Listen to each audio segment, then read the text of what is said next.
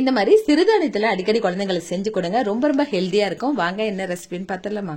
இப்ப இந்த ரெசிபிக்கு 1 கப் அளவுக்கு ராகி எடுத்திருக்கேன். இதை வந்து மிக்ஸி ஜார்ல சேர்த்துட்டு நல்லா ஃபைன் பவுடரா அரைச்சு அதை வந்து சலிச்சு எடுத்துக்கலாம். சலிச்சு எடுத்த மாவை 5 to 10 நிமிஷம் நல்லா கடையில சேர்த்து வறுத்துக்கலாம். நல்லா வாசனையா இருக்கும்.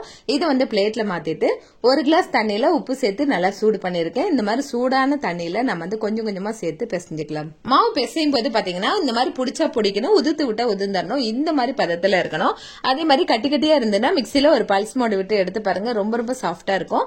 நான் வந்து வாழை இலையில இந்த மாதிரி மடிச்சிட்டு தேங்காய் உள்ள சேர்த்து மாவு மறுபடியும் சேர்த்து அது கூட மறுபடியும் தேங்காய் சேர்த்து இந்த மாதிரி நல்லா மடிச்சு நம்ம வந்து இட்லி பாத்திரத்துல ஒரு 1/4 மணி நேரம் வேக வச்சு எடுத்தோம் அப்படின்னா நம்மளுக்கு ராகி புட்டு சூப்பரா ரெடியா இருக்கு.